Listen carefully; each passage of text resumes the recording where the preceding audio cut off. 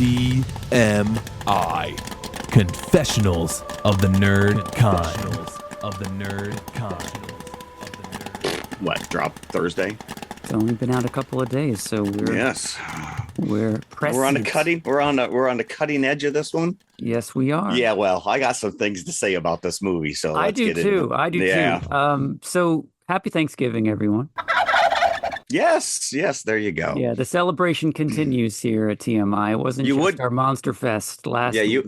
You wouldn't know it because we only got like 7 listens on YouTube. On YouTube, yeah. We got a respectable around 35. Okay, otherwise, all right. So. Well, thank you. I don't know what's up with you YouTubers out there not digging on the kaiju crap. Did you appreciate my old-timey commercials? Yes, of course. That's actually, I'm really appreciating that stuff. I love that.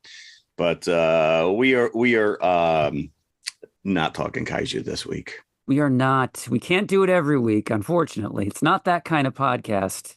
We do normal movies as well. Are you implying that Godzilla movies are not normal? No, they are abnormal. Wonderfully so. They are gifts that keep on giving. But this kept on giving. I'll have to say this kept on and kept on and kept on and kept on. All right.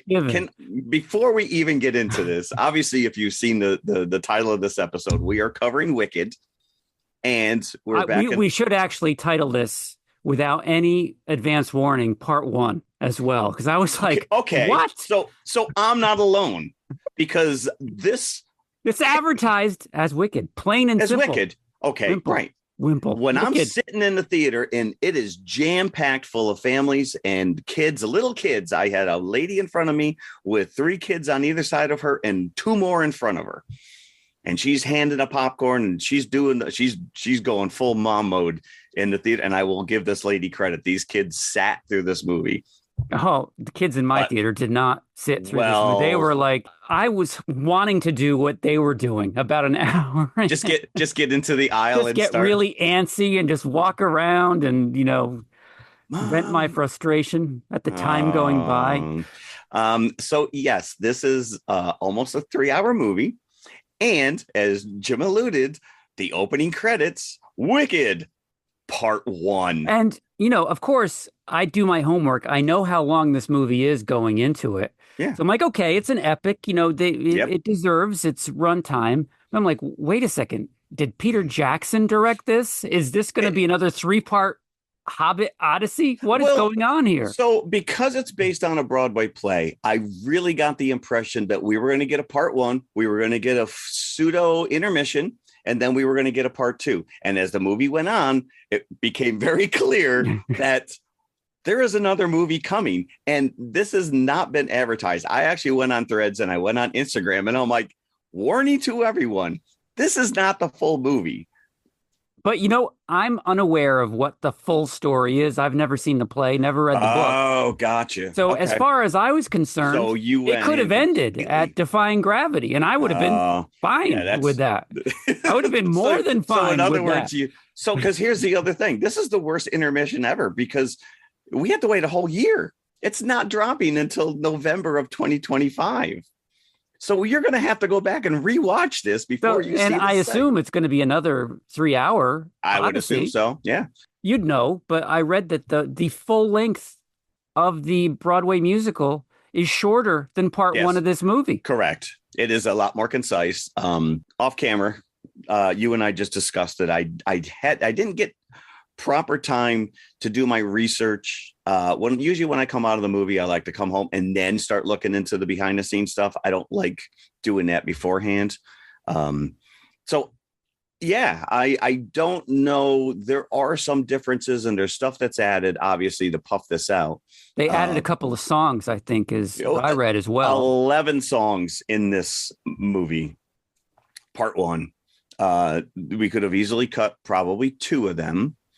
But that's fine. Let's get into it. This is what we're discussing is Wicked. Have we actually? Wicked is what we're talking Wicked about. is, but I did mention it. Again, if you saw the graphics or the title of the episode, you would know what we're going for. If you have not seen this, if you are unaware of the book or the Broadway play, stop listening because we will spoil what happens in this part one. But even though, it's a pretty straightforward story. And if you know even the slightest bit about this, you know what the story is. So I don't think it's a spoilerific movie by any means. No. There are elements of Harry Potter going on here. Listen, I'm going to tell you straight up.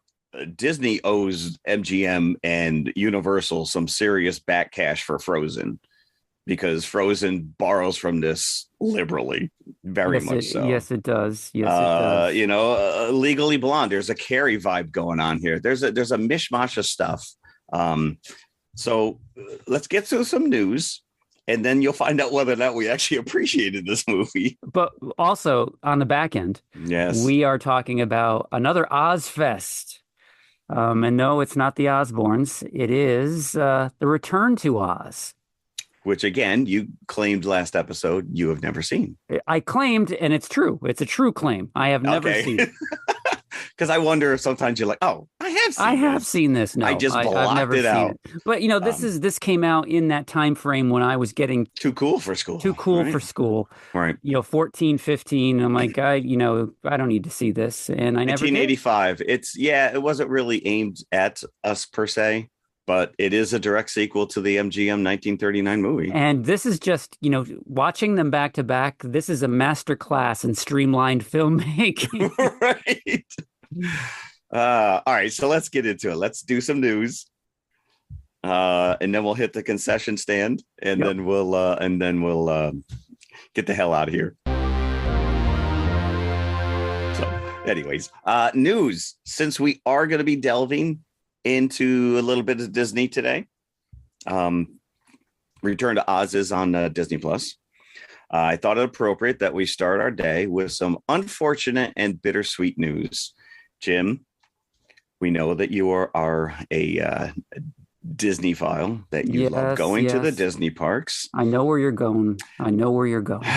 Disney's Hollywood studio has officially announced that Muppet Vision 3D will be shut down as of August next year. The one and only time I was there, I did witness this. But apparently the whole courtyard, the whole Muppet courtyard's going away.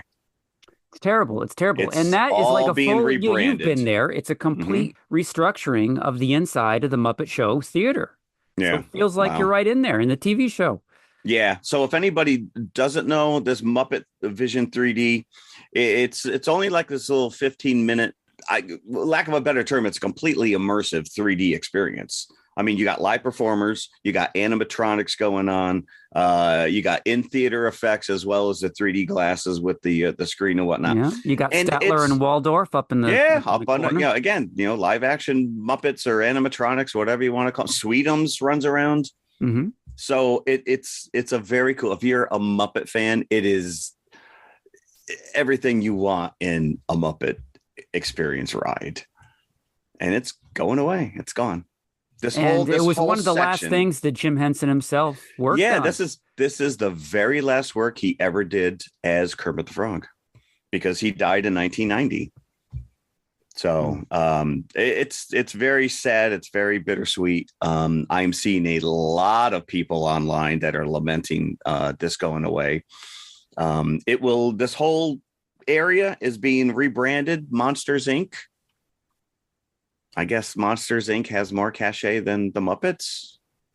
I guess so. Yeah. I don't know. I mean, Disney acquired them quite some years ago, and I don't think they ever really figured out what to do with the Muppets. Like, we saw that Office-inspired TV show. There was that Jason Segel reboot, which I actually enjoyed. I enjoyed that movie, the Muppet movie with him. The only I guess a rainbow at the end of the pot of gold at the end of the rainbow is the fact that the Muppets are taking over Rock and Roller Coaster. So both Muppets fans can be sad and happy. Aerosmith fans really don't have anywhere to go. Listen, I will tell you that Rock and Roller Coaster just sits in an ugly place in my kid's heart, because when we were there, he was too little to ride on it. He was too short. And he was not happy. And the guy that was controlling the ride gave him like some coupon to come back. It's like, I Come want to back go when now. you're 22, kid. Right, correct. Yeah. Yeah. So maybe he'll go now that it's going to be Muppet brand. I'm assuming they're bringing in Dr. Teeth and the Electric Mayhem.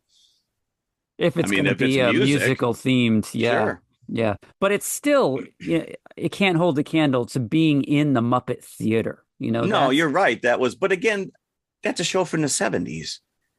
Kids nowadays, you and I have shared DVDs in the Muppet Show with our kids, but I don't know. Is it readily available for? It's not. Yeah, on, but you could say that about all the classics. Then why not take out Dumbo or Cinderella's Castle or stuff like that? Some things are just sacred, But I agree. I agree. But the writing's been on the wall really for years because, firstly, what they did years ago. There used to be a very impressive gift shop at the back end of the building. Always, when you leave a Disney ride, sure, leave there's through a the gift shop to walk through. Adjacent, you didn't walk through it, but you had to enter it separately. But when you left the Muppet ride, there was the gift shop that you could enter, and there was a giant Kermit who was standing right by the door, a big statue. You have the top hat on? He did. He did. Yeah, I do remember. Yep. Yep. They shut that down years ago. So people were saying, well, it's only a matter of time before the ride shuts down if they don't have any faith merchandise in the merchandise. So that's the case. But surprisingly, I was surprised that they're actually moving them somewhere else. In this case, the Rock and Roller Coaster. Which is cool. I think Aerosmith had their time. Maybe this will give them their time, Maybe because it's a thrill ride. Maybe more people will be interested in riding it than we're going through. And you're probably going to get,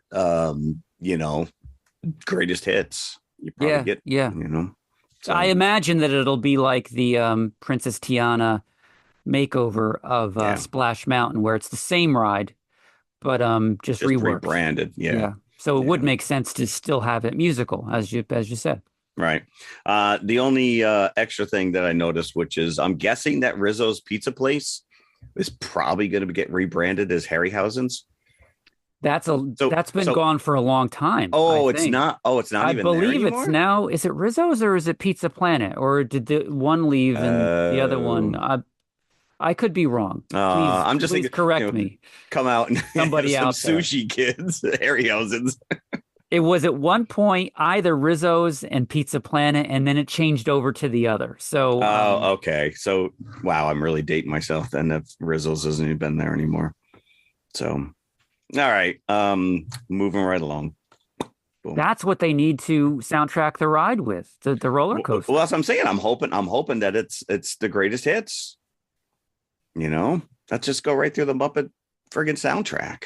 You know what would be bizarre is if the whole ride was soundtracked with Rainbow Connection. That's even fit whatsoever as you're going 60 miles an hour. Yeah, it's like it's a small world. It's like you fall asleep by the end of it. So since we are in the gift giving season, I think I found a perfect stocking stuffer for you. So I'm gonna run this by you. You tell me whether or not you're interested. Warner Brothers discovers Global Consumer Products Division, which is a mouthful, and Relevance International have come together to co-produce the Wayne Enterprises Experience, which is an exclusive online retail shop that sells items that could be used by Bruce Wayne. Bruce Wayne, we know, is Batman. Like money clips and stuff like that? Well, so you have to visit brucewaynex.com, and they got a ton of comic-inspired items. I did not go to the website, so I cannot confirm. But by Bruce Wayne and not Batman. Yeah, which is interesting. So it's all like high-end.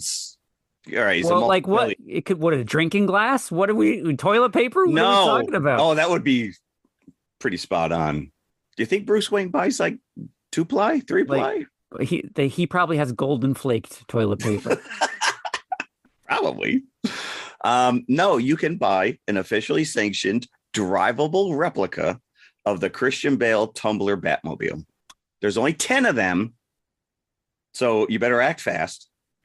All 10 of these will be produced to look identical on the outside to the movie vehicle If anybody doesn't know what I'm talking about, if you've ever seen Batman Begins, Christian Bale, it is a tank-like Batmobile, Cybertruck, pre-Cybertruck, cooler Cybertruck, I guess. But it only seats one, correct? That's a good question, actually. You can customize the interior, so you have that option. But I would assume it's got to be more than one. But here's the deal. That's going to be Dad's car, right there. So there's two caveats to this whole thing. One, it's going to set you back a cool $2.99 million. So only Bruce Wayne can afford that. Second of all, it's not street legal. So where are you going to drive this? But you're just going to bring it around the car show circuits, basically, if you purchase it. Yeah. Yeah. Or put it in the garage, and you're done, one and done. That's it. I mean, I guess if you're some Gotham crime fighting nerd, this is a must-have. And you had a nice, cool garage to put it in. And yeah, you break it out for car shows and maybe take it to Comic-Con. Well, if you have enough money to buy it, you could probably rent out like the Indy 500 racetrack to just drive around and around and around. Yeah. Interesting. So I just found this absolutely fascinating because who is this for? Again, yeah, it's for the multi-billionaires. Elon Musk already has the Cybertrucks. Yeah. Do you think he's probably... a toilet built into the seat in the car, and then the gold flake toilet paper right next to it. Boom. And an espresso machine. There you go. Yeah. Talk about moving right along. I got to go. Just keep on driving. Not street legal. Let me just reiterate that. Not street legal. 2.99 million. So that 0.01, like they're passing the savings on to the consumer. I'd be intrigued to see if any of them actually sell. And with that, should we ease on down the road? Because that is all the new down the road. That would have been one we could have paired with this. I thought about that afterwards. The interesting thing when we get to Return to Oz is that that's the third movie made after the 1939 Wizard of Oz. And I was unaware of the other two movies. There are two other sequels that have been made over the years, and I know nothing about them. So, but yeah, let's delve into Wicked. Wicked Part 1. Part 1. We can't stress that enough. But I just have to say that my son was very excited to see that Sonic and Tails have taken over the roller coaster. Oh, yes, they have. You're right. Which is fun because the Minions did that first, and then the Troll stepped in. So it's a great way to engage. It's free advertising. Yeah. So and we will be covering that. I would hope so. Yes, Sonic I 3? would hope so. That might be our first show of 2025, actually. Okay. Well, there you go. Something to look forward to. Yeah. So this is Wicked, which is based on a musical by Stephen Schwartz that was based on a book by Gregory Maguire. So we're third iteration of this story. Book came out in 1995 entitled Wicked, The Life and Times of the Wicked Witch of the West. And when did the show come out? The show did not drop until 2003. And the interesting thing I learned, which was Demi Moore snatched up the rights to the book back in the late 90s, and there was rumors of Whoopi Goldberg and Laurie Metcalf starring in a theatrical adaptation, and it never happened. And then somebody snatched up the rights to the play, and then the play dropped in 2003. It feels like the play has been around forever. That's why I asked. That's 21 years. That's nothing to sneeze at. We used to hear it all the time. Cats Now and Forever. They're no longer around. So yeah, forever wasn't quite forever. 20 years ago. And you say you did not see this on Broadway. No, I did not. Okay. Still playing, isn't it? It is still playing. And I will tell you, I saw it probably 20 years ago. And Kristen Chenoweth was still playing Glinda. Oh. Idina Menzel was no longer. Oh, I'm sorry. Adele Dazeem, according to John Travolta. Yes. That's probably when he went to go see it this weekend. Oh, look, it's Adele. Yeah. Adele Dazeem. So yes, we did see it on Broadway. I remember being blown away by it. But again, 20 years ago. So when I sat in this theater, I'm like, boy, I don't remember certain aspects of this. So I had to go back and just kind of compare notes to what the Broadway brought and what was expanded upon here. But let me tell you that I bought my ticket for 10:30 a.m. yesterday. Yep. And I'm still in the theater. Actually, I just took a break and walked outside into the lobby to do this show. This is just a pee break for you? Yeah, it is. It is. I will tell you, my friend Frank got up 3 times. More than the little kids in front of us. I was biting my lip by the end because I'm like, I know if I leave, they're going to do Defying Gravity. I know that they are. This is water world level. Can we wrap this up? I was in that bathroom afterwards for about 5 minutes straight before I hit the sink. Let me tell you. I think the other guys coming in were like, "What's wrong with this guy?" 2 hours and 44 minutes. So factor in, there are no end credits. Don't sit through the credits. Once the credits rolls, Oh no, I was leaping over my seat to get to the exit after once that first credit hit. I don't even care. I have to hit that bathroom now. You were defying gravity. Yep. Literally floating out of there. So let's go. John Chu is the director. He actually left the Disney Plus Willow series in order to go and direct this. And we have Cynthia. I left the Willow Plus Disney series as well. Aww. It was what it was. They needed a season 2 to get their bearings. Give it a chance. Nope. And I did appreciate the old timey Universal black and white logo right up front. Yeah, and I will tell you right off the bat, the opening title straight from the 1939 Wizard of Oz. I could have done without the part 1 added there, but and that loomed large over my head the entire movie because I honestly had no clue until this week. If you didn't know any better, you wouldn't even know it was a musical based on the ads that were dropping. But all the posters, like I checked it. None of them. Like, did I miss part 1 on all this advertising? No. And from what I understand, this decision was made in November of 22 that they were going to split it. So I didn't know about it. My neighbor down the street. I was only, joking when I said, was this directed by Peter Jackson? But I'm not really. Sometimes too much of a good thing is too much. Would Star Wars have been better with another hour of Luke on Tatooine? Fanboys would want to see that, but maybe not the average moviegoer. So, do we need, because the movie, I think, really picks up the whole Harry Potter aspect of them at school. Yes, you need that, but you don't need it to be like an hour and a half to 2 hours long. The movie picks up in its last 45 minutes when they're finally going to Oz. I'm like, okay. I'm back now in my body. Now I'm invested again. But that's when you're like, all right, now you're keenly aware that this has got to stop at some point. Where's the cutoff? Are we going to cut off as we get to the Emerald City? Are we going to get cut off before we even meet the wizard? And then we meet the wizard and it keeps going. And I'm like, all right, they have to drop Defying Gravity. It is the number 1 song. It is what everyone knows from this Broadway play. And it is the song that ends going into intermission. So you have to say it's a long setup. I agree with you. This is way too long. But having said that, I enjoyed the living hell out of this.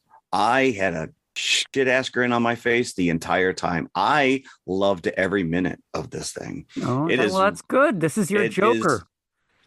No, this is not my Joker. It is, because I love Joker. Okay, but this is a glory to look at. The practical effects, everything is built. There's very little CG. They actually planted poppies in the poppy fields.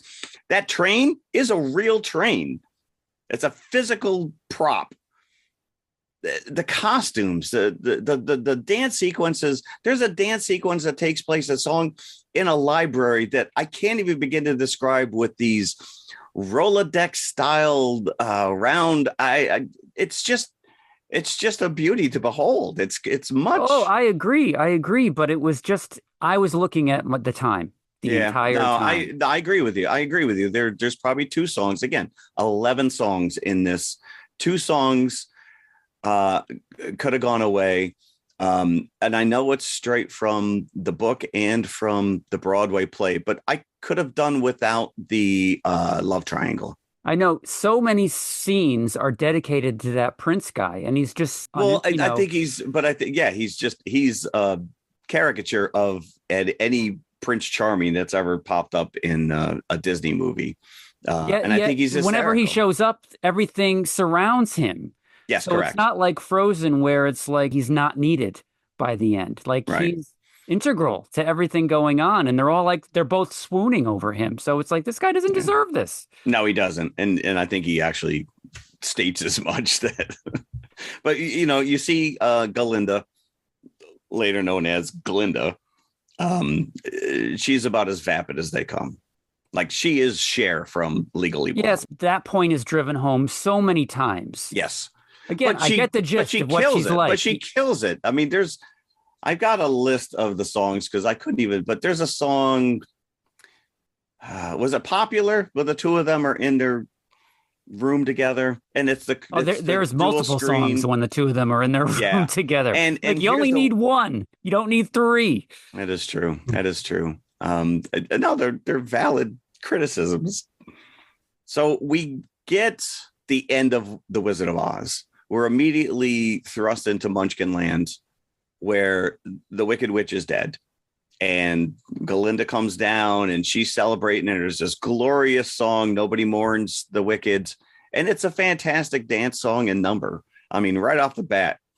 And then she's like, all right, I'm out of here. And they're like, wait a minute, we heard you were friends. And then this is all story told in flashback.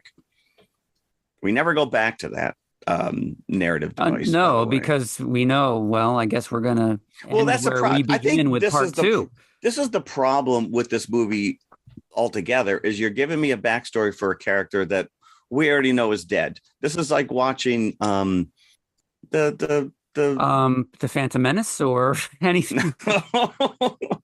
Well, that is true. No, what is the Scarlett Johansson's character in Black Widow?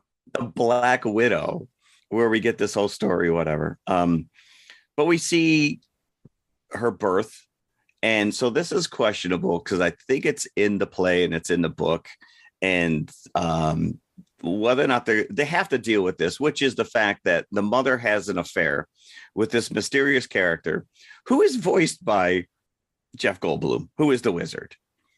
And does he drug her? And then she gives birth to this green baby?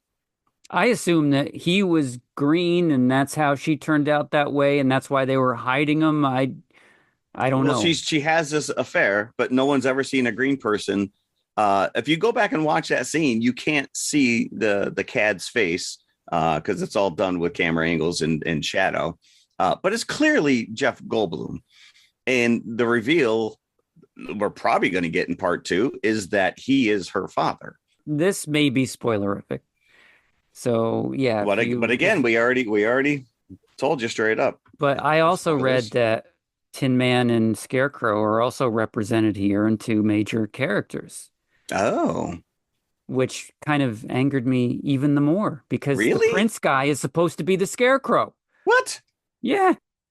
And then the other guy, how is that going to happen? The dweeby student who really likes Glinda is the Tin Man.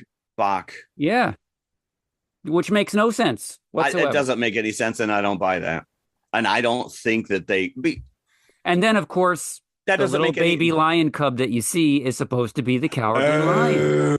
Interesting. See, that's right. If that is the case, that's Darth Vader making C-3PO. Yeah. Why does everything have to? Your argument. Why does everything have to be tied together? Yeah. Right. Oh, I didn't know anything about that, nor do I believe in the Broadway play. Does that play out in any way, shape, or form? But again, we're in a different medium, and there are little teases. We do see Dorothy and her crew on their way to Oz in that opening flashback. Apparently having just killed the witch. I assume one of them had the broom, but I didn't notice. Oh, that's a good question. I don't know. But the other thing, so to that point, we have the sequence at the end where Galinda literally picks the color of the road. And again, it's like, why? Like it's just a weird choice. And knowing the character, why wouldn't she have picked pink? Everything she owns is pink. Why would she suddenly be like, yeah, you know what? I think yellow works better with green. No, purple works better with green. So interesting. The other criticism I do have is not one little person in Munchkinland. Peter Dinklage plays the goat. He plays Dr. Dillamond, voice only. Well, you saw his reaction to Snow White and the Seven Dwarfs, so they probably weren't in a million years going to ask him to play a Munchkin, please. But you're going to tell me there's no other little people out there willing to play these iconic characters, or is it just taboo now? It probably is taboo. It probably is, right? Yeah. So anyways, again, nitpicking. So we have silver jeweled shoes as well, not red ruby shoes. Well, that is because the ruby slippers were specific to the MGM movie, and that was only because they were filming in Technicolor, and they thought that the red would pop more so than silver. In the book, the original L. Frank Baum, they are silver. As a matter of fact, the witch is not even green in those books. You do know that that's where the name Elphaba comes from? So green is not the intellectual property of the original movie. No. Well, maybe. Well, I mean, Emerald City. I don't know. But that's where the writer of the book came up with Elphaba. That is L. Frank Baum's initials, LFB. Oh, okay. So a little bit. Because I kept thinking to myself, how am I going to remember Elphaba? Elphaba soup. Yes. You do get a little bit of the Ding Dong, the Witch is Dead in that No One Mourns the Wicked song at the opening. Yes, I did notice that. Notice that. And Professor Mombi gets a shout out at the beginning. Yes, she does. Right. And we do see her in this Return to Oz.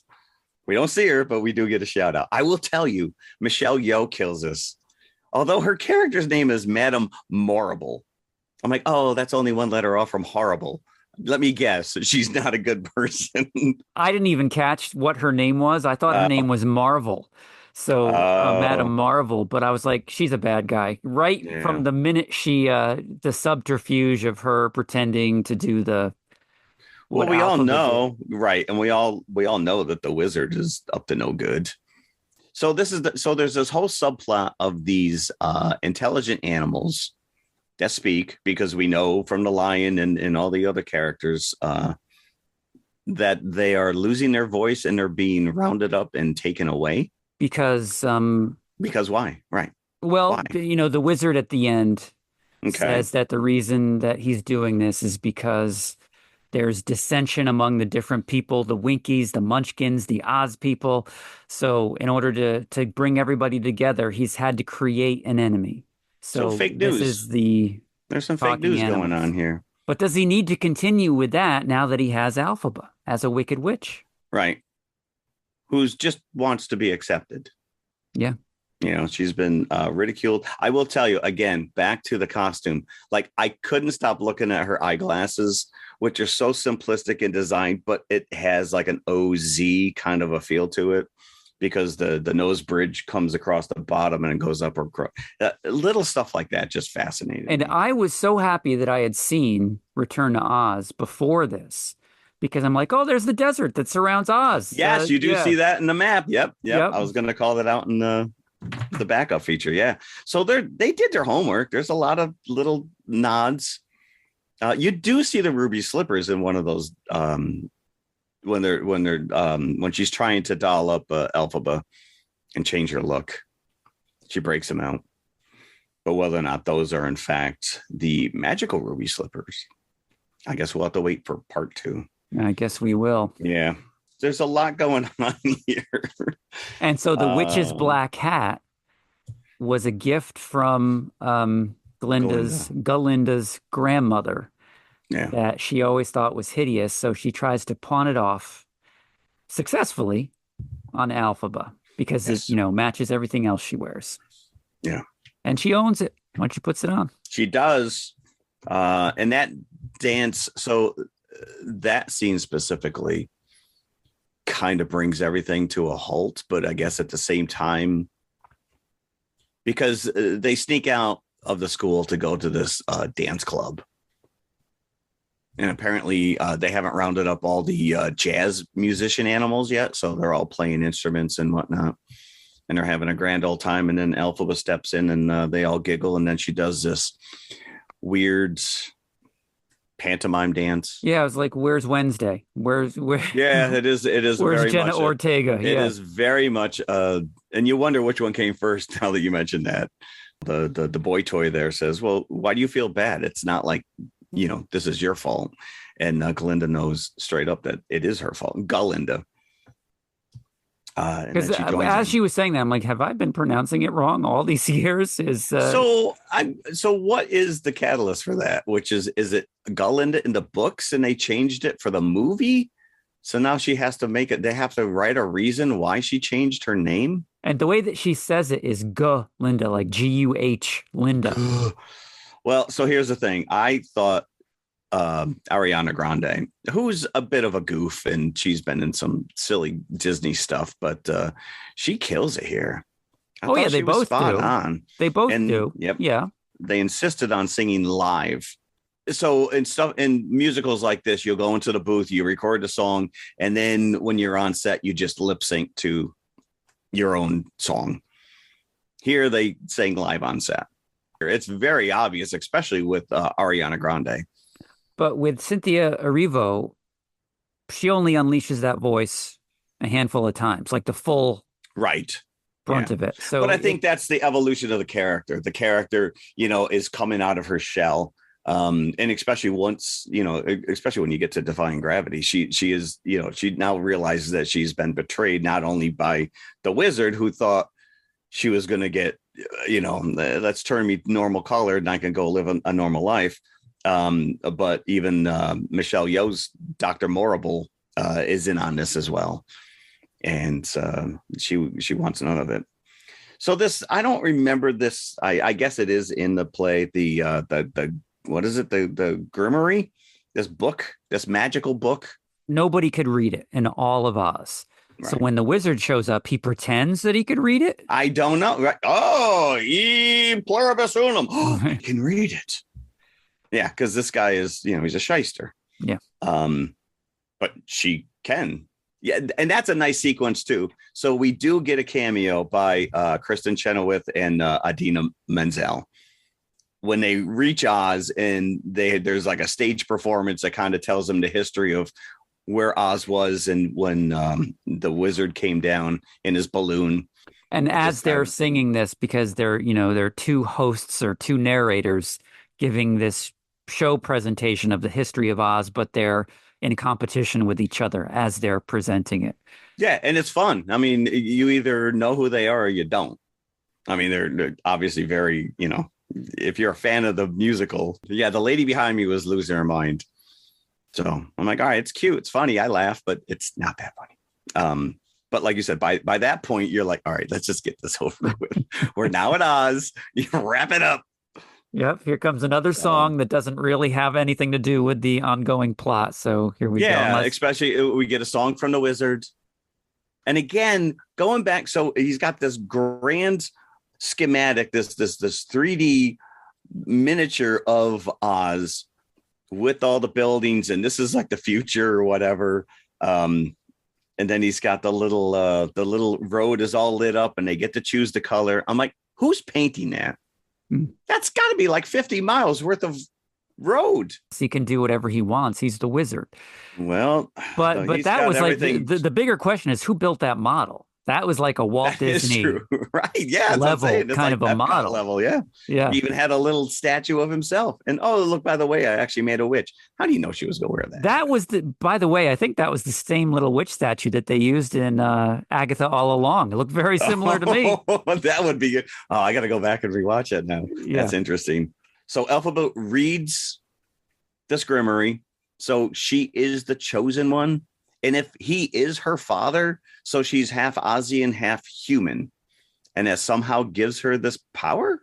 I don't know. Because Morrible is looking. She hasn't taught a sorcery class in years, and then of course Galinda wants to be her number one student, and she's got no abilities whatsoever. Even at the end of this, Galinda she was given a wand, but she doesn't have the powers that we see her in The Wizard of Oz, where she's floating around in a bubble. No. And Alphaba takes the book at the end. So she's now in possession of it. Only after she creates the winged monkeys. Again, why does maybe that is part of the play and I don't remember that. But at least it gives some indication as to why they're angry all the time. Well, they didn't look too happy to begin with. That was a cute sequence where they're walking into Oz and Galinda's like, hello, hi, and they're just looking at her. But we do find out the reason that she changes her name from Galinda to Glinda is in honor of Dr.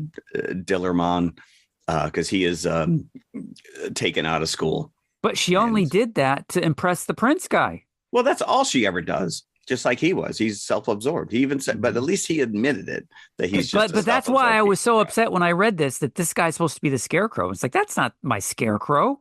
No, this guy. No, I'm not. I'm rejecting that theory. I don't want that. I don't want that in any way, shape, or form. But yeah, so this is a built upon chase sequence where now the royal guards are after her and they're on the run. They try to escape in the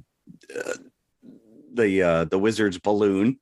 So it's a nice callback. There's a couple old school banners in the back from his days in Nebraska, and that blows up, literally catches on fire. So she casts another spell, thinks she can fly. Nope. But the broom does. And then off we go. And then we get Defying Gravity. Yeah. And again, this girl's strapped to wires, hanging, suspended in air, singing this song, all her heart. As soon as she leaves and she's flying around, this cape just grows exponentially. And it looks goofy in CG. It is one of the few effects that doesn't really hold up. But I think it's an homage because in the Broadway play, in that song, when she defies gravity, she lifts off the ground and her whole dress just keeps going. So it's black. You know, it's to cover up whatever's lifting her off the air. Right. So I'm wondering if that was just an homage to that. It didn't bother me one way or the other. So the question is begged: if the wizard truly is her father, does he know that he's her father? Well, so in that song he sings about, I always wanted a son or a daughter, and I wanted to be a father. And he's looking at her, so I don't know. He seems shocked when she does it. I'm like, why else would he? I guess he invites her to the Emerald City because of Morrible telling him, like, because he wants to use now. He doesn't have the power himself, so he wants to use Alphaba as like his right hand to do captain, all of his biddings. Right? Yeah. So when that doesn't pan out, then she becomes the enemy that he was trying to make out of the animals. Yeah. And you stole my book that I couldn't read. You did pick up on the fact that she was heading west, so it's like, oh, that's okay. It was a little on the nose. It's a lot. It's a lot to take in. There's a lot going on. There's a lot of songs. It's eye candy. It is just, I felt the need to applaud after every song. And people in my theater at the end of this movie clapped. Oh, yeah, they did in my theater as well, but I was not one of them. Now, you were clapping your knees together. Yes. Is Nessa, the sister, supposed to be the Wicked Witch of the East? I don't know. That's a good question. She was an underutilized character. Like, she figured out pretty quickly that Box wanted nothing to really do with her. Although she was pretty quick to like throw herself at him. It's like, somebody showed attention to me, so yep, this is the love of my life. But yeah, I think all that stuff was, or at least 85% of it at the school was completely disposable. I think they could have lost close to an hour of this movie and not lost any of the story. Yeah, it could have been streamlined. There's a lot. It's a lot going on. Yeah, it's actually losing some buckets, points for me because of its length and because you're making me wait a solid year for the sequel. Okay, this has happened before. The last Harry Potter movie was cut into 2 pieces. Hobbit, of course, cut into 3 pieces. But you knew that going in. A closer movie was Across the Spider-Verse. There were a lot of people in my theater who were unaware that was only a part 1. And there was audible gasps and grumbling at the end of that. And I chuckled going, well, you should do your homework. And now I'm like, I had no clue. They did not advertise this. They didn't promote this in any way, shape, or form that this was a part one. Yeah.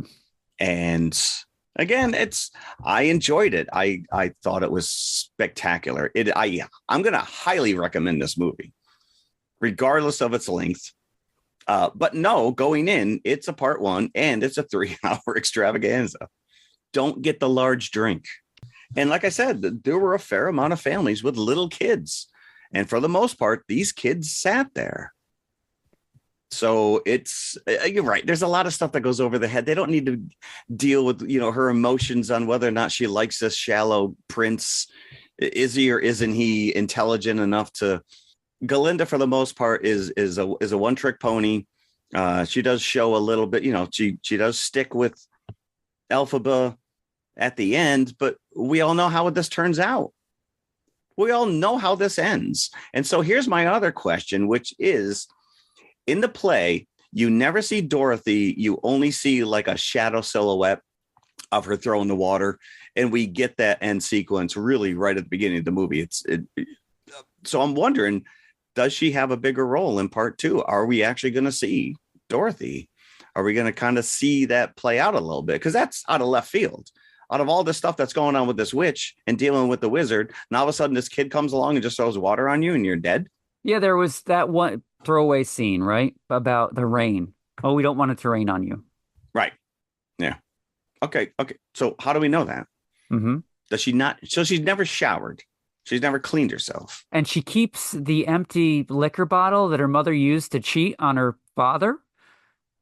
Is that the bottle she keeps under her pillow? That is the green bottle. I don't know. There are questions. She never really answered that as far as why she kept that underneath her pillow. So she hates her father just as much as her father hates her. Well, this guy's a jerk. Yeah. Yeah. The governor of Munchkinland, right? Yeah, he is the governor. Yeah. I think he was well aware of the fact that was not his child. So take it out on your wife, not the kid. Whatever. I digress. I will tell you, did you go to www.wicket.com? No, I did not. You know the story, right? I do. Yeah. Yeah. How does that get past everybody? For anybody who doesn't know, Mattel released these Barbie-sized figures of the two main characters and egregiously put a website that takes you to a adult-only porn site. I should have read wickedmovie.com, not wicked.com. Not once did somebody type this in. That is some art director and some graphic designer probably lost their job over this. It is an easy mistake, though. But at some point, you have to proofread this stuff, and you gotta. Yeah, probably whoever it was looking for spelling errors. Oh, wicked.com. That makes sense. I don't need to check. Did anybody check to make sure that this is in fact the website? I don't know. Listen, I was an art director for years, and that would have fallen on me. That would have been my fault. So. All right. How many buckets would you give? Okay. So, as I stated, this has a very Harry Potter, Legally Blonde, Carrie thing going on. You could pick this apart. But I absolutely loved this. And I thought everything that they put on that screen was so well put together. And yes, it's losing a quarter of a bucket for its length. And it's losing a quarter bucket for making me wait a solid year for the sequel. So worst intermission ever. But I am still going to give it 4 1/4 buckets. Oh, you see, I admire it. The practical effects, the CG effects, the two main actors just kill it. Oh, did you actually? Oh, you didn't sit through the credits. She actually uses her full real name. Oh, really? Ariana Grande Butera. Is that a married name? Is that a hyphenated married name? There's no hyphenation, but kudos to you for dropping that Butera. Ariana Grande. I can appreciate it, but it wasn't the experience that you had. So wasn't a huge fan of the movie itself, but I was in awe of the visuals and the music that I was hearing. So I'll give it 3 buckets. Okay. All right. It's sitting, I think, at 8.4 on IMDb right now, which is pretty solid. Yeah, that's more than solid. And again, we're only talking opening weekend. I don't know what numbers are. I haven't really heard any backlash to people lamenting the fact that it is a part one. I think I was the only one in there that maybe didn't know that. I don't know. But it did distract me for the first couple minutes of the movie going, wait, what? Yeah, that took me by surprise. Come and say what? Yeah. And again, I'm like, well, is it going to be part one, intermission, part two, like a Broadway? No, you got to wait. Are we going to get this before we get Across the Spider-Verse part two? Probably. I don't remember. You see, again, 20 years ago, I don't remember like how it all plays out. Obviously, we know how it ends, but yeah, I guess. Well, then it's new to you. We'll find out next year. Maybe between now and then, I will actually read the book, and we'll see. Maybe all of our questions will be answered from the book, and then maybe not. Maybe they'll veer from that, and then I'll be upset that it didn't stick to the book. Right. So. Anyway, so there you go. Wicked. It's out now in theaters. 2 thumbs up. I guess we give them thumbs up. A tentative thumb up from me. Okay. If you're a fan of the play, then yeah, you will love this. Yeah. Most of the audience was applauding at the end of this movie. Well, like I said, I think going in knowing what we just told you may help. Knowing that it's a part one. Knowing that it is long. And you're not going to get the full story. Yeah. So, nope. All right. So I need a break. Okay. Let's go to the concession stand. What'd you bring me today? And get something. Something that would last longer than your normal concession treat. Will it last me until part 2? No, it won't. Definitely not. Everlasting Gobstopper. No. I'm going with the alliteration angle once again. Because first I tried to find green candies and I couldn't find anything that was really Jolly Ranchers? Appropriate. No. Now I hate Jolly Ranchers. What? I hate them. What? I probably still, from the first time I ever tried one, I probably still have that stuck in my teeth. You're not supposed to chew. I was going to say you're not supposed to chew those. You don't have to with the Jolly Rancher. You just brush sticks by one of your teeth and then you're stuck. Yep. Okay. No, not Jolly Rancher. Okay. So I left the green angle alone. So instead, okay, Ozma, fairuzabalk. There's a definite zzz sound going on here. Zagnut. Good guess, but no. Razzles. Ooh, Razzles. Razzles, one of my favorites as a kid. It was almost like a gourmet kind of candy. Razzles were for special occasions. And talk about having Jolly Rancher still stuck to my teeth. I think there's still some Razzles going through my digestive system. Is that what that is? Hanging right out there with the watermelon seed you swallowed when you were 7? Right, from 1983, 84. Razzles, famously. Is it a candy? Is it a gum? That is actually the advertising campaign. First it's a candy, then it's a gum. Little round Razzles, so much fun. Ooh. But that could be said, if you're not having like a Hubba Bubba or Bubble Yum, which is soft right from the get-go, you could kind of argue that the gum that you got in the little card packs, that came like as hard as plaster. Yeah, that thing was... It wasn't exactly gum texture when you first put that in your mouth. Neither, but Razzles was a different animal. Razzles was a different animal altogether. There's these little tablets that come in a pack of Razzles. You probably get, 20 in a packet. Similar to a bag, the same size bag as like your Skittles or anything like that. Can still find them, by the way, in specialty. I don't think that they're readily available, but if you go to a Five Below or some other place that carries more than your average candy. Oh, Fly Below, yep. You'll see Razzles.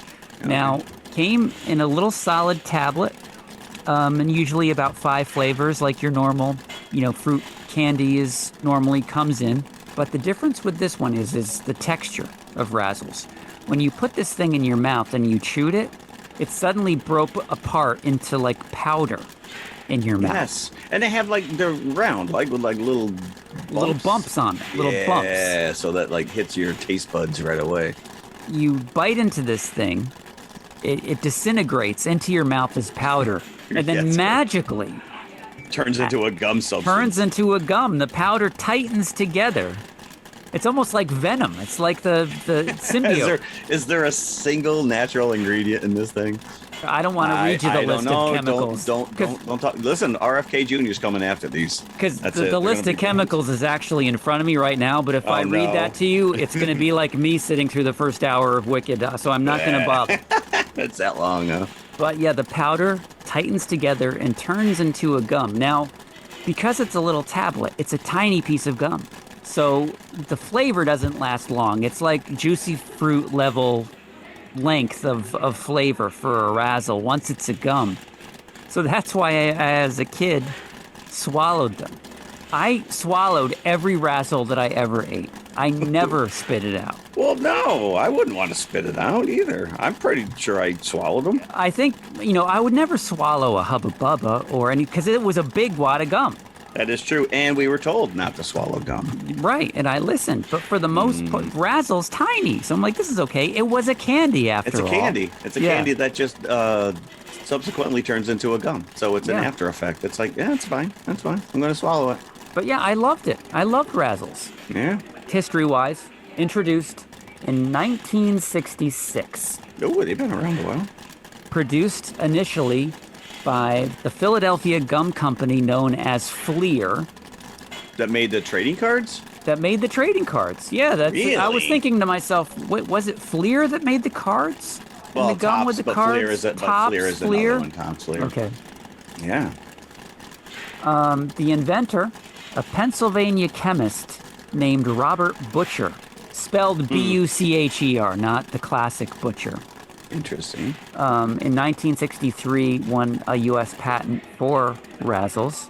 He was a chemistry major and worked for Fleer. So that goes to show you what is in our candy if they have chemistry majors making them for us. I'm a confectioner. No, we don't need that. But yeah, so they were introduced in 1966, and this was fascinating to me. Initially, for the first few years, there was only one flavor. Raspberry. And that is why there's little bumps on the candy, because it's supposed to simulate a raspberry. Okay. All right. Yep. I buy that. And hence the name Razzles. And initially, they were going to go ahead and make more flavors and make made-up names for these flavors. Like raspberry was supposed to be Razzleberry. Then there was another one, Zuzzleberry Zash. There was another one, Tropical Tash. All these things were in the planning stages, and they said, you know what? Let's just call them Orange and Raspberry and Cherry. I like the other names better. That's a true Willy Wonka. It is. It really is. Yeah. They should have run with that. But yeah, they just became regular old flavors, and eventually, after the raspberry was on the market by itself. So if you bought a packet of Razzles in 1966, it was, you opened it up, it was all raspberry, all pink all the time. And some people might even prefer that to this day, because you always go for the red, right? Yeah, because there was like blue, right? There's blueberry, orange, yellow, there's lime. Blue raspberry, there's orange, there's grape, there's cherry, and then there is lemon. And then they've also got variants. There's sour Razzles, tropical the Razzles. Sour ones. There you go. Yeah. You got to compete with those Sour Patch Kids. In order to set themselves apart throughout the 70s and then into the 80s, there were often contests run on the back of Razzles packages. For all you kids, write in and let us know what is a Razzle. And whoever wins will get walkie-talkies. Whoever wins will get a stereo. At one point, they were giving away a trip to Disney World in the 80s. Oh, interesting. Yeah. Razzle prizes. So every few years, there was an essay, and it was always the same essay. What is a Razzle? And that's what you had to do. Always tempted, but I never did. I never submitted anything. So if you don't win, do you just resubmit your exact thesis again? Maybe. Right? Maybe. Right? Maybe that would Eventually, work. someone, they got to pick me. Yeah. All right, this kid just submitted 25 times over the last 12 years. Eventually, Fleer was bought out by Concord Confections. And then Tootsie Roll acquired Concord in 2004. So now it's the Tootsie Roll Industries that produces Razzles that you can find in specialty shops. Okay.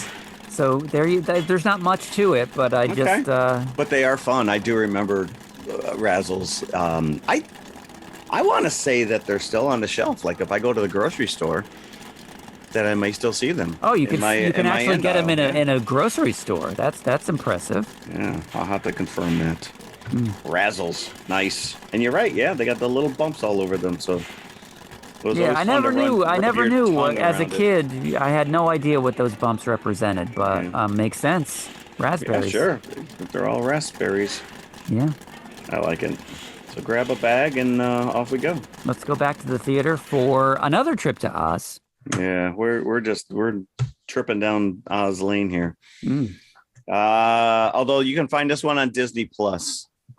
I was shocked to learn that this was the very first Disney movie to ever have the opening logo with the rainbow going over the castle. Yes, I noticed that, and I really liked the Disney logo after that in Ozian green as well. Yeah, let's go all in. Even the opening titles are all in green. Yeah. But this is a very you almost get an opening Star Wars crawl here. Yeah, you're like, what's going on here? This is a cult classic in certain corners, as cult classics go. It is very disturbing. A lot of kids. There are some horror level scenes in this that feel like they're taken right from a horror movie. Nightmare inducing, which as a little kid, you would like lose your mind over this stuff. Two very specific scenes in particular, I can point to and be like that, like you said, 85 out of high school. I was in college. I probably didn't see this until it dropped on VHS. But if I was any younger and I watched this, I would definitely have some issues. November, Thanksgiving was always Wizard of Oz. Was a big time when it was a CBS that used to air it on TV. Yeah. Okay. So, it's a family friendly movie. You watch it with your family every year. It's a ritual. Hey, we got a sequel. Let's go see this. Oh, no. And it's a Disney movie, no less. It is a Disney movie. 46 years after the original, I might add. And the story of how this came to be is very funny. Is the director, Walter Murch, a very famous and accomplished editor and sound editor as well, Oscar-winning, worked on the Godfather movies. He had some clout. Apocalypse Now, American Graffiti, Conversation, Ghost, English Patient. This was his only theatrical directorial effort because I think it just put a bad taste in his mouth. Well, he was fired a week into production. And it didn't seem like he was that upset about it because he's like, oh, you know what? Fine, I'm done. Well, it's interesting. I guess so. 1 week and they're already worried about budget concerns and production. Only a week ago, Hollywood Reporter ran a little article about this movie just, because Wicked is out now. Okay. So they must have been we're not listening. the only one that thought to pair this. They must have been listening to our last episode. Disney was seeing the dailies and not happy with what they were seeing. Well, they had to agree to the script, and the script is what the issue is. Yeah. So, so what was interesting is so Disney actually fired this guy a week into production, and he turned to, like you just mentioned, he's got a litany of movies that he's associated with. So he leaned on his friends, Francis Ford Coppola, Steven Spielberg, and George Lucas, who all came to his defense and lobbied to have Disney rehire him. Lucas even offered to take over directing if Murch fell behind schedule. And I'm like, we all know the story of Lucas and his filming style with Star Wars. And he would have just been yelling at this chicken faster, quicker. That's all he. And even if you're Disney and you don't want to do this, if you've got Lucas, Spielberg, and who's the third guy? Coppola? Yeah, Coppola. In the same room telling you to do something, you got to do it. Either that or just say, let's get George Lucas to film this. Mm-hmm. 85. He's already 2 years out from Return of the Jedi. Is this before Radioland murders? I think it is. Oh, yeah. And Howard the Duck was 87? 86. 86. So a year before Howard the Duck. Mm-hmm. So it could have been even worse. It opens, like you said, we are 6 months removed from the original 1939 Wizard of Oz. Dorothy is back in Kansas, living with Auntie Em and Uncle Henry. And yet about 10 to 15 years younger than she was. Correct. Right. So here's right. So Judy Garland was 16 when she filmed that movie. Famously, they taped down her breasts to make her look even younger. But Fairuzabalk is all of 10 years old here. And as we know from our original episode covering both the Wizard of Oz movie and the book, Dorothy is supposed to be a little girl. Yeah. Yeah. Episode 227, by the way. Nice. I was hoping you had that readily Wizard of hand. Oz book club, where we actually compared the movie to the book. And that was actually fun because there's a lot of differences. And this does lean more into two of the sequel books. Some of the characters, Ozma and TikTok and some of these others. But Auntie Em and Uncle Henry, not too happy with this kid who still talks about these magical people that she met in this land. She's shirking her responsibilities, and they're trying to recover from the fact that the house was destroyed. And Uncle Henry is turned into a real layabout. He's just like, oh, yeah, I got a bad leg, which he doesn't. He just sits there drinking beer, and the house is still half built.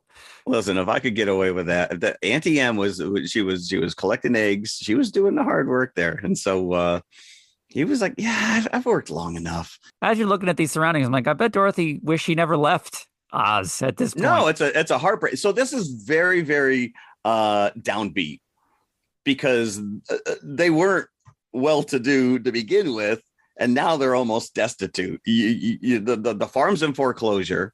Dorothy is in need of serious therapy, and Uncle Henry is just a broken leg sourpuss. Like you said, he's just sitting around. Whatever money they got coming in, he's buying those Colt 45s or whatever it is he's banging down. Yep, there's no place like a mortgage office. But if he's lame, who built half the house? Well, I think he probably started to, and then he's like, you know what? I'm done. You know what? Well, I don't want to do anymore. So did he break his leg during the tornado? Aunt Em gave the impression that he never did anything to his leg. That he was all fake to begin with. Yeah. Is it an insurance scam? Was he just trying to get money from the insurance company? I do want to. But by the end, he's doing cartwheels and he's back to he built the house. So Auntie Em is played by Piper Laurie, and Uncle Henry is Matt Clark, and he is famous for being the bartender in Back to the Future 3. So I was tickled to see this guy. Not tickled to see the character he played, because Uncle Henry is a complete and utter letdown. He has let down his family big time, but Dorothy's not letting go of this. She is not letting go of this Oz thing. And she finds a key that, here it is. Look at this. My friend sent me the magical key from Oz.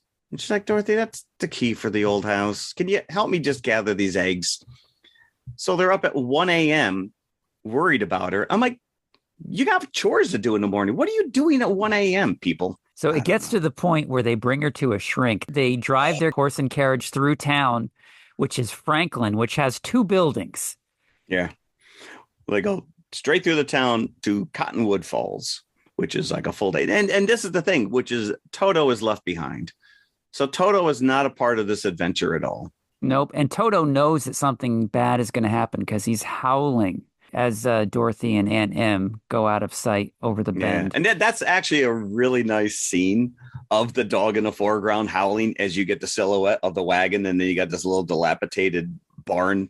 And I'm like, this is just so desolate. This is just so, again, I use the word downbeat. It's just, it's like they're taking her to go get electroshock therapy. This is the only way we can get this kid back up and running. We need her to help us around the farm. This is sad. And the doctor's like, so where are these slippers now? Oh, I must have lost them on the way home. Yeah, of course. Which is interesting because, right, you hear her telling the doctor about the Tin Man story and we learn that in the book, that in the story, you get his backstory that he just kept chopping off limb parts and had to replace them with tin parts. So hearing this as a kid, like, yeah, then he cut off his leg, then he cut off his arms, then he cut off his head. Right. You got the doctor and you got the nurse who come back and play characters in Oz. So you got real world human counterparts. This Dr. Worley shows up as another character. The Queen is the nurse. You know, at one point, he's showing her the robot computer that he's going to hook her up to, which looks a lot like TikTok. You see the pumpkin, which you're like, well, I guess that's supposed to be Jack. So you really have to say, is this really all in her head? Is she effing crazy? This is what it's leading you to believe, that this kid is just fantasized this whole thing. She got knocked in the head. And clearly it's all in her brain. And now you started to say before that there were two scenes that were exceptionally horrific. The first one I think that you're going to say is when they strap her down to the gurney. Yes. Yeah. And then start wheeling her into the room. We're just going to put these electrodes And then she says, did I hear screaming? No. No. And you have to wonder, because how many movies have we seen where it's the point of view of somebody laying on a stretcher, going down a hallway, and you just get the passé lights over your head? And you're like, I wonder if this was like the first one. But she's on her way to be electroshocked. Yeah. They're going to just shock her back into being a normal person. Oh, and the squeaky wheels. The squeaky wheels on the cart are equivalent to wheelers. And the impassive, cruel face of the nurse that's just looking down at her as they're wheeling her. You know, that's Jean Marsh. She also played Queen Bavmorda in Willow. Speaking of Willow, we got a nice little tie through on both of those now. The one thing I will have to, this doctor's not very smart. I'm going to put on my Jeopardy hat for 1 second, because if I've learned anything for Jeopardy, it is this one fact. He incorrectly states that 1900 will be the start of the 20th century. And that is not true. Technically, it would be January 1st, 1901 is the official start of the century. Just like somebody not double checking that Wicked website. Somebody didn't double check this. I guess Google didn't exist back in 85. They're like, yeah, that sounds right.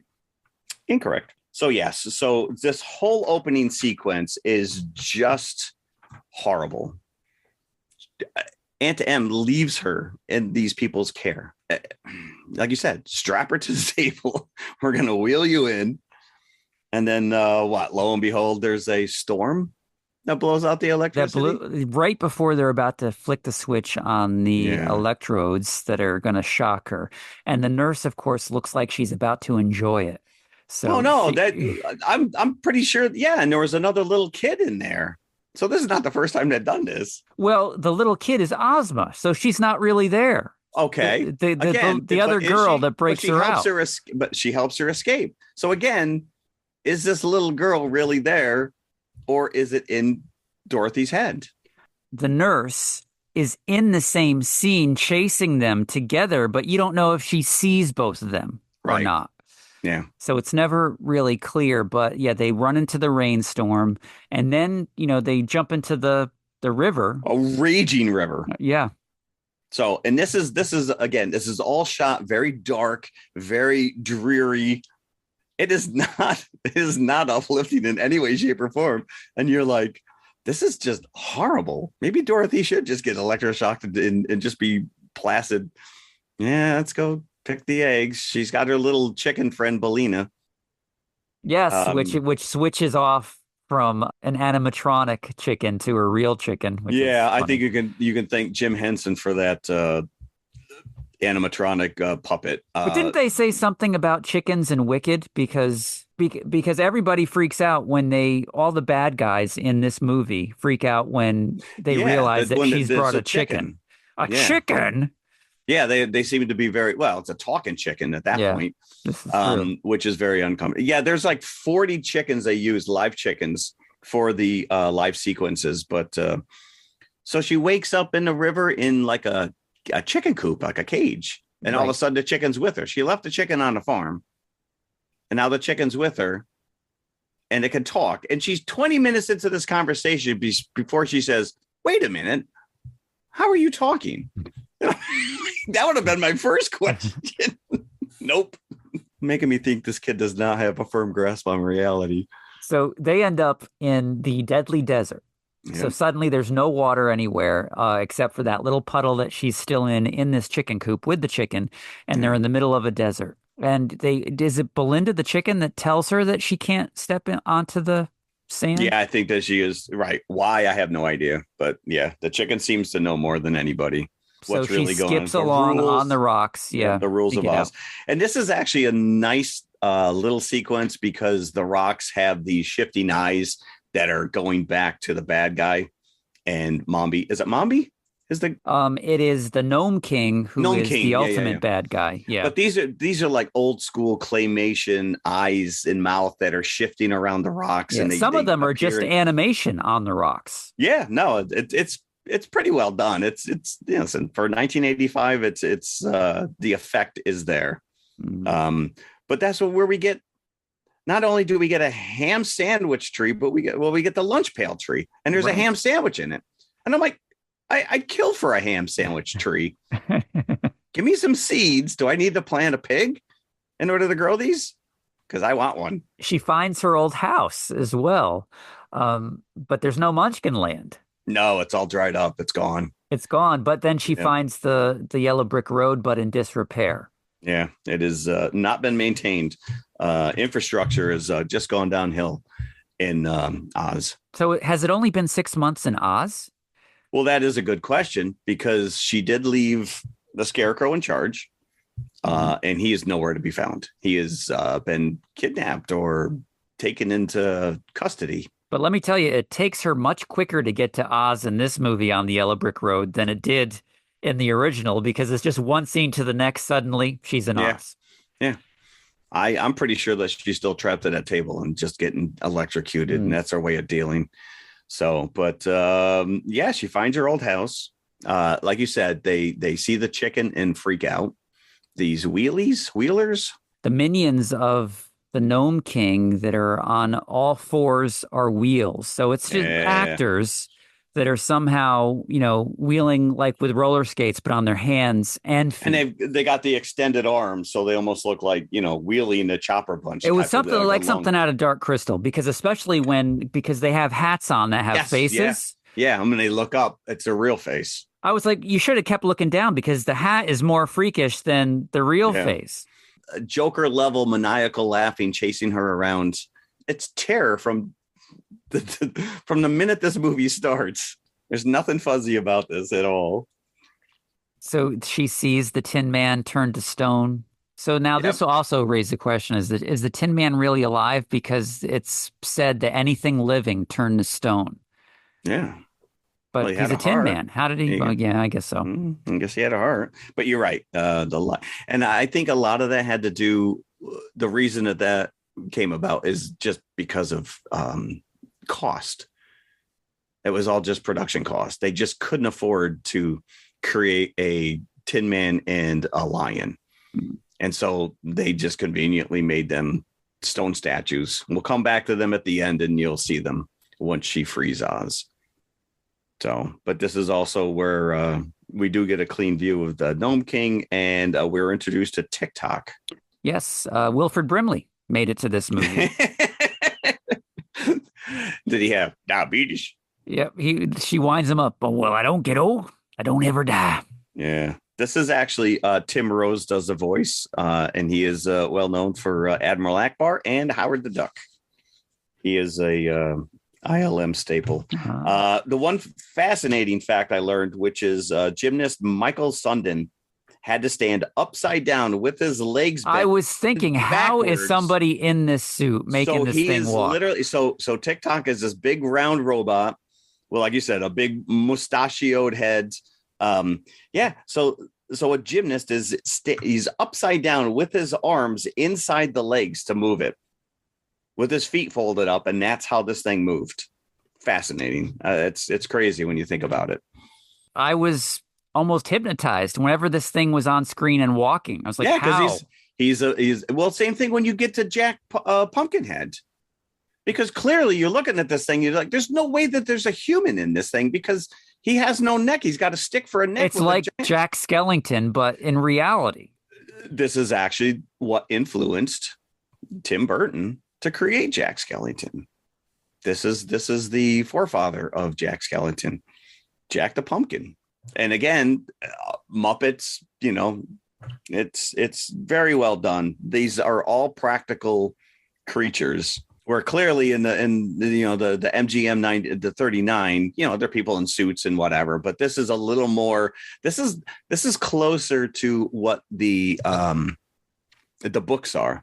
The books are actually very dark. When we read the original Wizard of Oz, there was a lot of weird crap going on there. And again, we got the story of how the Tin Man became the Tin Man, chopping off his body parts. That was back when kids were men. Could handle Talking about chopping off body parts, then we're introduced to Mombi, who has a plethora of heads that she switches out on her headless body. Yeah, so there's a sequence where she's chasing her through the hallways with no head on, holding the head. There's a cabinet filled with severed heads that she rotates, and you're just like, this is horrible. This is absolutely like who thought that this was a good kid movie? I don't know. Or no, again, you're going to blame the director. Somebody approved the script. So the whole point of this is they're trying to find the Scarecrow. Dorothy thinks that she can make everything right if she can only find the Scarecrow and save him. Well, she left him in charge, but she also believes that he's the one who sent her the key. They escape Mombi on the back of this bed knobs and broomsticks kind of thing called the Gump. She puts that together after TikTok beats up all the Wheelers. Right. He goes like Popeye on them. And it's actually a lot of fun. Or like IG 88 or whatever. Oh, yeah, that's true. Oh, yeah. From The Mandalorian. Yep. So, but yes, Brian Henson is credited with Jack Pumpkinhead, by the way. But yeah, she takes a couch and some fern branches and a chair, and she slaps a moose head on the front of it, and she animates it, brings it to life. And it can fly. And she just pixie dust. Was it Ozma that steps in with the pixie dust, or I don't know. Somehow it flies, and they make it to the Gnome King's mountain, which is on the outskirts of the Deadly Desert. And then all of a sudden they have to go full on Indiana Jones picking the Holy Grail. It's like you got to pick correctly. Yeah, because suddenly the Gnome King is no longer a claymation creation; it's an actor, the same actor as the Doctor, as you said. Yes, previously. Correct. Yeah. Meanwhile, the headless lady is the nurse. Right. And he's rocking those ruby slippers. And I'm like, he must have real baby feet. How are you fitting those shoes on? It's crazy. There's some wacky stuff going on here. So the Gnome King, his big thing is he collects ornaments out of living beings. So he says, okay, I'll make you a deal. If you can go into my special ornament room and pick out which one the Scarecrow is, then you can go. You can go with the Scarecrow. But if you pick the wrong one, then you're an ornament too. So everybody picks the wrong one until Dorothy goes in. Of course, yeah. Yeah. There's a lot of fried chicken jokes in this, and I'm all for it. There was some good stuff going on there. They did not like that chicken. But we're never told why this chicken was so feared. Yeah, so she picks the item. It's the chicken that kills the Gnome King because she lays an egg in his mouth. Lays the egg. Somehow the egg is poison. Yeah. So what came first? Wouldn't the chicken have done the same thing? No omelets for you in Oz. They get the Scarecrow. They make it back to Oz, and all the people come back. Yeah. And this is where you see the Tin Man and the lion, because they have a parade once Dorothy brings the Scarecrow closer to the illustrations in the original Bond. Yeah, an actual all fours lion. Yeah. The Tin Man, looks just like the drawing from the books. Yeah. And Ozma's in the mirror giving her a thumbs up. Yeah, because she was also trapped by the Gnome King, so they free her. So who's the real ruler? Is it Ozma or is it the Scarecrow? That's a good question. Scarecrow was left in charge by Dorothy, but that doesn't mean that the wizard's never mentioned. Do we see the chicken back in Kansas? Because the chicken stays in Oz. I was like, that would be the key if the chicken actually was back actually on the chicken, farm. yeah. But yeah, everything is at the ends. We come back and now the house is complete. So Uncle Henry finally got off his ass, and Dorothy learned to lie about he's her like, true you know feelings. what? Yeah. Given the choice of looking for Dorothy in the rain and building the house, I think I'll build the I'll house. build the house. Yeah. Fine. We'll make another Dorothy. And so what? She just moving forward, she just lies about crap. No, I don't know what you're talking about. I don't know any talking lion. And you see the evil nurse getting carted away in a cage. Why? What did she do wrong? Right. Well, she was chasing that little kid away. I don't know. Yeah. She's just mean. We're going to arrest her. Yeah. Nurse Ratchet over there. Yeah. Maybe the Ozma counterpart in the real world ratted her out. So it has a happy ending, but too little too late. This is already scarred. This is already scarred. So they're still living in Kansas. A crappy, no nothing. There's no. Yeah, I guess it's supposed to be happy. The lightning hit the clinic and it burned down, and the doctor was killed trying to save his machine. It's so uplifting. It's really bizarre. I have to say that the cinematography when they're actually outside on the Kansas landscape is beautiful. It really is. Yeah, like I said, that one shot of the dog in the foreground as you know, Aunt M is taking her off to the asylum is actually pretty well framed out. It's nice. It's too bad the stuff in between is all just nightmare fuel. But I did notice as the credits ran that Henry Selick is credited as a storyboard artist here. Yeah, sure. You got to start there. 85 and Nightmare Before Christmas was 93. When was Frankenweenie? 83, maybe? It was early, right? Because that was one of almost like a student film that he made. That was and then he went back. It was pre-Pee-wee. But that was Burton. Yeah. That was Burton. Yeah. But yep. And then he went back and remade it when he kind of made a name for himself. So there's actually two versions of Frankenweenie out there. Yeah, I would say that Jack Pumpkinhead is very underutilized. I think he is probably one of the main visual keys of this movie.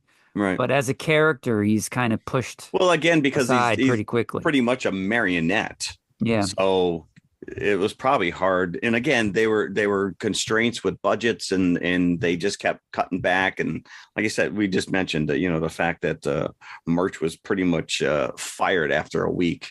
I think they were having buyer's remorse right out of the gate with this thing.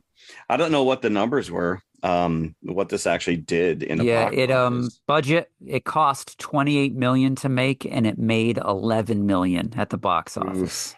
So not a hit, but almost an instant cult classic. Yeah, but you also have to take into consideration too that probably production was behind schedule because you're dealing with your main star, which is a child. It's like a 3.5 hour workday.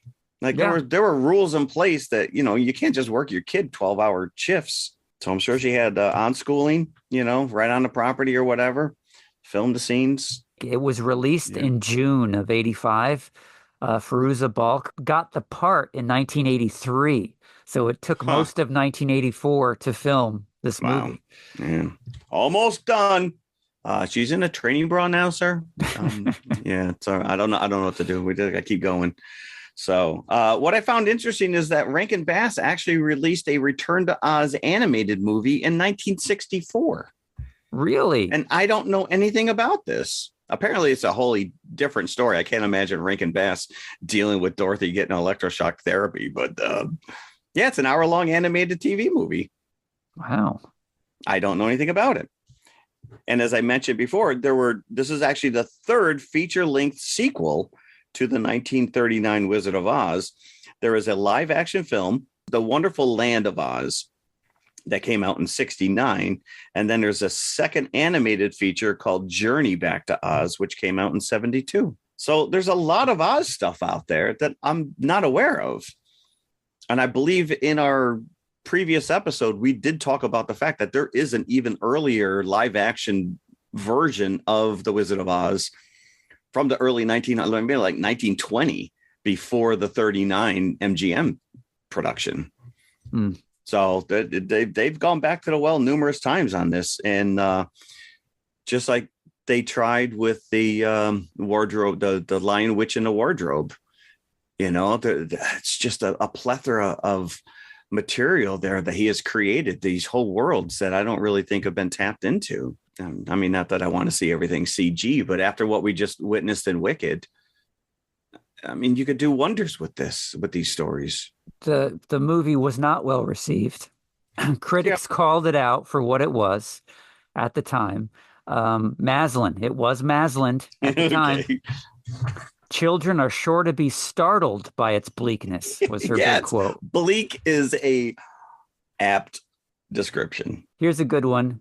Canadian film critic Jay Scott, I don't know if he's like a Siskel or Ebert up in Canada, but his quote was, Dorothy's friends are as weird as her enemies, which is faithful to the original Oz books, but turns out not to be a virtue on film, where the eerie has a tendency to remain eerie no matter how often we're told it's not. No, you'll like it. No, you don't. And now Harlan Ellison, author Harlan Ellison said... he's always got something to say. It ain't Judy Garland. It ain't hip-hop. What?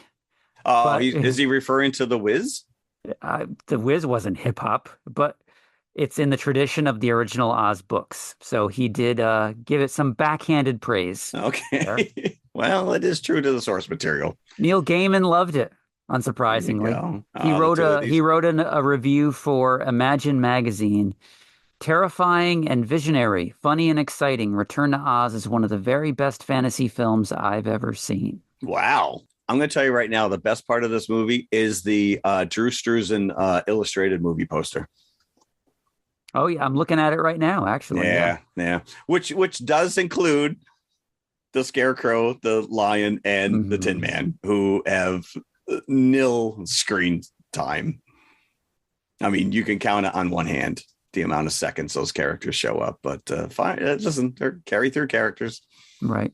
Yeah, and it's a gorgeous. It is a sight to behold, and it is on Disney Plus. So don't take our word for it. Go check it out. Yeah, and of course, Fairuzabalk goes on famously to portray a witch in The Craft. The Craft, yeah. She's like, I got this. Yeah. Did she have a chicken in that? You wonder if this, like, filming movies like this traumatized those kids. Probably not. It's probably just a very mundane process, even a horror movie, Yeah, well, right. Just run down. Don't look behind you. We're not going to show you the severed head lady. Just run. Yeah, this guy that you just had lunch with is going to chase you and try to kill you. Right, correct. Why is he chasing me? Well, it's in the script. Script. So, buckets? I actually enjoyed this more than Wicked. Okay. Wow. I'm going to give this 3.25 buckets. Okay. Just for its oddness. It's odd. Yeah. I'm going to go 3. But it's a sight to behold. Now, did your son watch this with you? No, he did not. He did not. He watched Wicked, and he was probably sorry that he came, but he did not watch Return to Oz. Okay. There's a lot of additional scenes that were cut, but I think we're happy with the fact that it was as concise as it is. Yeah, every once in a while, you'll see a movie on Disney Plus. Like you can choose when you go to click play, you can page over to extras. I'm like, do they have behind the scenes? No, it was just a little 1-minute puff piece of coming soon. Return to Oz. All right. So I think we already discussed what we're going to do for what else did we do this week. So let's talk about Agatha. Did you actually did your homework and I did. I watched everything this week. I watched 1 episode a day and saw the whole thing. I think that's the way to do it. 8 episodes? 9, as a matter of fact. Oh, 9. Yeah. I hope I didn't miss one. Wait, we'll find out if I missed one or not. So for the most part, I thought it was a pretty solid follow-up to WandaVision and where we left the character of Agatha. Although the first episodes, we get her in this pseudo, is it like a CSI crime drama where she's like this investigator? Yeah, This it's grizzled actually investigator. a takeoff of the Kate Winslet HBO series Mayor of Oh Eastbrook, yes, I Mara believe it's Eastbrook. called. Mayor of Easttown. I'm sorry. Okay, okay, She's doing a straight okay, Kate Winslet okay. imitation from that show. So, and it's actually very funny if you're familiar with the show Okay. because Well, the I character is just like that. but I enjoyed that. And I really thought moving forward that that was the format they were going to do, which was much in the same vein of WandaVision, which is every episode would be a different genre. Ah, And they did not. By the end of the first episode, we've abandoned that altogether. And you find out that she's still trapped in Westview. Is that the name of the town? Westview, New Jersey. Yeah. Westview. But at the end of WandaVision, when Agatha and Wanda have their battle, Yep. and the people of Westview are freed. So these people were not made up. They were actually citizens They actually of are Westview. citizens that were trapped in that sitcom scenario. And they remember everything. Yeah, which is So weird. they're very disgruntled understandably so, at the end of WandaVision that they've been shanghaied for all this time. Yeah. If anybody was in need of electroshock therapy, it would be half this town. But yet they allow Agatha to still live there. And they just go with her that she's in this, that she's pretending that she's like this investigator. Yeah, so it's something that you can't really take apart too much because it makes no sense. No, but it's fun visually to watch this and then realize that it's really all in her head and none of this is taking place. So apparently Wanda put this spell on Agatha to make her think that she is this detective. And took her powers. So this whole story of Agatha All Along, which we never once get that song. But we get another song that has not left my head ever since I heard it. That's actually the title of our Instagram image because it's in every effing episode and they sing it multiple times. And you're like, all right, we get it. We get it. Why are you banging us over the head? They just want it mission accomplished because you're right. It is such an earworm. Down the road, down the witch's road. I'm not even going to sing it because we'll probably get a copyright strike. Yeah. But she needs to pull together a coven to jump back on the witch's road and reclaim her powers. That's what she says. Is basically the gist of let's get the gang together. And we're introduced to all these other characters. But most notably, a kid who breaks into her house and is referred to as the teen because whenever he tries to speak his name, he has a hex on him and you can't hear what he says. But why? Because he doesn't know who he really is in the beginning. So he's just trying to say his fake name. Right.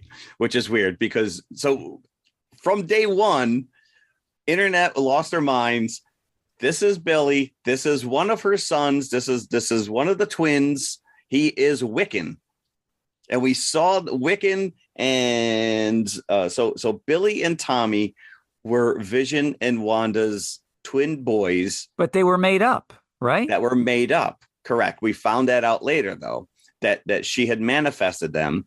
And at the end of WandaVision, when everything blew up, they disappeared. And yet we found out that somehow Billy's consciousness or the essence of this character inhabited a kid's body who died. And so he grows up in West. But does he still have any of that kid's consciousness? Because I thought that that's the interesting thing, though, because he's clearly living with another family who thinks that that's their son and he is not. He keeps saying he doesn't remember, but he's got to have some semblance of knowing that these are not his parents. And it's not really made clear. He gets thrust into this adventure. They end up on the Witch's Road, which is an homage to the Yellow Brick Road. Yeah, sure. Oh, straight up. Yeah, because at the end of the road, it'll give you everything you want. Yeah, the wizard. He's waiting for you. And then we have Aubrey Plaza. Yes. As the Green Witch, who by the end, we find out is pretty much Lady Death. Which is interesting because in comic book lore, Thanos was obsessed with Lady Death. And that's why he was doing what he was doing to court her favor. But in recent comic book lore, Deadpool has a relationship with Lady Death. But I thought Death was also Hela from Ragnarok. She is a Norse god of death. I think you're splitting hairs on that one. Oh. Yeah, they both took the same name, I guess. But listen, but she was green. Aubrey Plaza, if that's Death, I completely understand why Thanos is obsessed with her. And she had these little flowers. And she does the Dorothy skip at one point down the road. There's so you mentioned down the road, down the Witch's Road, and it's a song they sing that one of the other characters, the mom, it was like a hit song that she had. So each one of these characters has their own witches' powers. Some of them have lost them. What was the Mrs. Hart, I think her name was? Yeah, was she's from she's from WandaVision. Well, right, correct. She's also the mom in that 70s show. Right. Anyways, she has no powers whatsoever, but she ends up on an adventure. In each episode, they end up in a different location, and one of these characters has to confront this internal issue that they got going on. And one by one, they're just getting picked off. But somehow Wanda is acquiring their powers. I'm sorry, not Wanda. Agatha is acquiring their powers, and they think that she has set this all up to steal their powers. Which it turns out is true. It's true, right? Yeah, they're not too far off. But it's very well done, and it's enjoyable.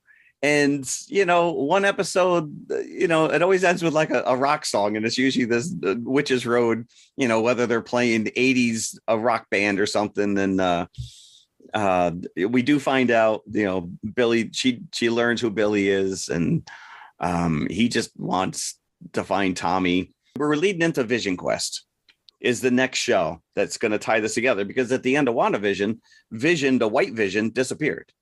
Yeah, and you haven't heard from him since. So my guess was by the end of this, this kid was going to come to the realization that he was Billy or Tommy or a combination of the two. By the end of this, he's literally wearing straight up Wiccan's costume from the Young Avengers. And I thought we were going to get Vision showing up, taking his hand and saying straight out, "Let's go find your mom." But now you have all these members of the Young Avengers established already in the MCU. Correct. And that's been the tease for a long time. And that's why that book skyrocketed. And then all of a sudden it just plummeted because Disney was non-committal. But now it looks like they're back on board with bringing these characters together at some point. But yeah, Wanda, and I keep calling her Wanda, Agatha sacrifices herself or is killed. And now she's a ghost. Yes. So now they're just going to travel like the Funky Phantom.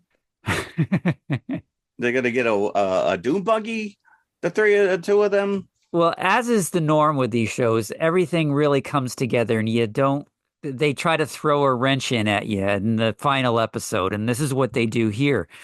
So they have either Tommy or Billy or whoever he's supposed to be. Yeah, he has created the road, just like Wanda has created Westview, or made it into her own thing. Right, correct. Yep. So he creates the road. It never existed because Agatha only used it as a prop to lure other witches so she could kill them and take their powers. Yeah, and you find out there's a whole back sequences where you see that she's been doing this for quite a while. She wrote the song. She wrote the song. It's really wild. It's actually, like I said, it's 9 episodes, and I enjoyed it immensely. I thought it was great. And it's just boom, takes us to a next stage. I'm happy with Disney taking these tertiary characters like this and just kind of having their own little adventure, because we know that Wanda was killed in the last Spider-Man movie. No, it was Doctor Strange. Doctor Strange, but they alluded that maybe she's not dead. But she had the kids in Doctor Strange, but I think that was just in her head. That was an alternate. That was her trying to. That was multiverse. Oh yeah. That was multiverse. That's what she was trying to do, was find a multiverse where she could reclaim her kids. So they existed in multiple timelines or different stories. Mm-hmm. My assumption is that we will be seeing Wanda and Vision together at some point. And that's fine. Let me learn all this backstory. Don't shove it into one of these major. If they show up in the new Avengers movie in 4 years, listen, you want to find out how they got back together? Go watch the show. You don't want to watch a show? Don't watch a show. We talk about this all the time. Why do I need to watch 25 TV shows in order to understand this movie? But that's how comic books were. Wanda and Vision had their own miniseries where they moved to Jersey and had children. And then you found out later that it was Mephisto who actually helped Wanda manifest these children. But that all played out in West Coast Avengers, which was an ongoing. So that's how comics work. And you did actually get a Mephisto reference in the show. I know, which is huge. Because that was the everyone online was losing their minds in WandaVision that it was Mephisto that was in control. Oh, we know what we haven't mentioned. We also got Ralph Boner back. Oh yes, Ralph Boner. Come on. So there's a lot of fun stuff. I love it. It was a neat little standalone TV show. I thought she was fantastic in it. I thought she played Agatha to the T. And like you said, we brought in Aubrey Plaza and she was killer. So, literally. Yeah. Literally. So we'll see. We'll see where that goes from there. I was pleasantly surprised by it. The final episode where you have the flashback going back to what happened to Agatha's kid, Nicholas Sparks. I often like to do that, is get on a table in a pub and grab my lapels and and kick up my heels and start. Is that singing. what it's? Yeah, well, you got to break into song, man. Yeah. As we learned from all these, well, at least the first movie, everyone knows the dance steps. All you got to do is start singing, man. Everyone else just joins in. So okay, as we leave the road behind us, we're in the Christmas season already. Even though we just spent 3 shows talking about witches. But we're already into December, so this means, we can't let this go by without doing a Christmas episode. Fingers crossed it's still playing for us to actually go see it by the time our next episode rolls around, but we would like to cover for you Red One, with the return of our beloved Captain America, Chris Evans. And The Rock. The Rock. Have you seen behind the scenes grabs of The Rock as live action Maui? I have not. Because they are doing, they are once again making a live action Disney version of Moana. Now, at the beginning of Wicked, we just saw Moana 2 drops next week. I think it drops Thanksgiving weekend. I know. Soon they're just going to release the live action and the animated simultaneously, same day. Yeah. Well, we also have the upcoming Lion King / Mufasa, which I have no interest in. But Red One is going to be our feature, and I think we've already decided as a co-feature we're going to talk Arnold again. Arnold. Are we going to jingle all the way? We're going to jingle all the way. Wow. This will be the first time we were talking about Sinbad. And the last time we will be talking about Sinbad. And we're going to have to really limber up our tongues and our lips to try to pronounce Turbo Man, just like Arnold does in that movie. Good luck with that. Turbo Man. Turbo Man. Is that Jake Lloyd? That's Jake Lloyd. It sure is. That's Anakin Skywalker. Yeah. Is that pre? No, that's post. No, it's Phantom pre. Menace. It's pre Phantom Menace. Yeah, it is. It is 97. Interesting. All right. Yeah. I mean, listen, don't get me wrong. Red One looks fun. I guess we'll find out. Yeah. We'll find out whether or not it is. I really thought we were going to cover Gladiator 2. I guess we're not covering that. Maybe once it hits streaming weekend. Okay. We can cover it. Yeah. Once again, I just want an excuse to talk Toy Story 2. Right. Yeah. One of these days, I'll get to that. So Red One, jingle all the way. Yes. That is straight up holiday fun fair right there. Yes, it is. Yes, it is. Yes. All right. Well, thanks for following us on the Yellow Brick Road. Yes.